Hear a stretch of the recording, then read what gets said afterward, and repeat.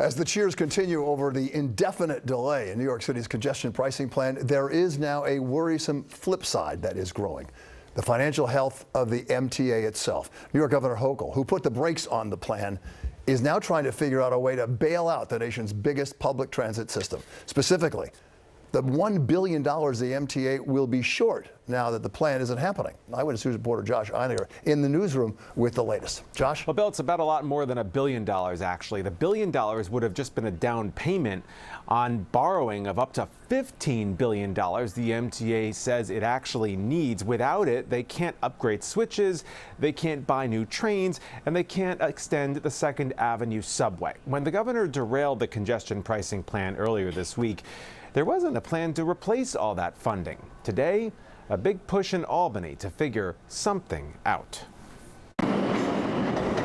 Just 2 days after the governor's sudden about-face indefinitely postponing congestion pricing and with it billions in desperately needed transit investment, today she's mounting a last-minute push for a new way to fund the beleaguered subway system. On the last day of the legislative session in Albany, she's asking state lawmakers to pass what amounts to a $1 billion IOU so the MTA gets the cash it's been banking on, even if it means raising taxes on city businesses.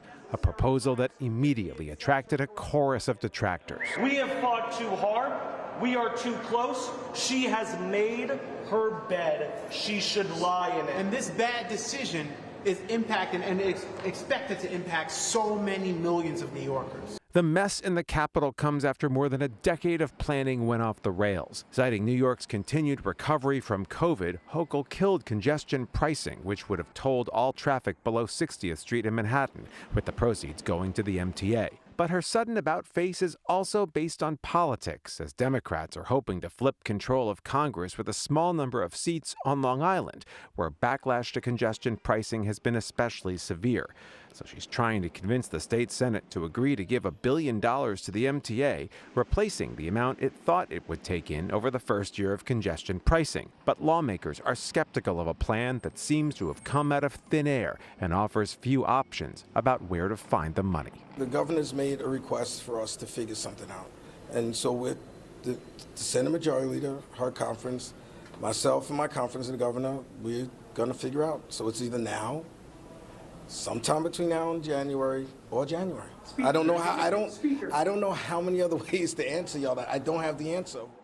You can hear the resignation in his voice there. Don't forget it was an act of the legislature to approve the congestion pricing plan in the first place. Now those very lawmakers are being asked to come up with something else on the fly.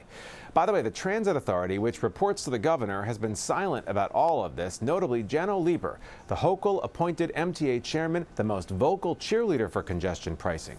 Not a sign of him in days.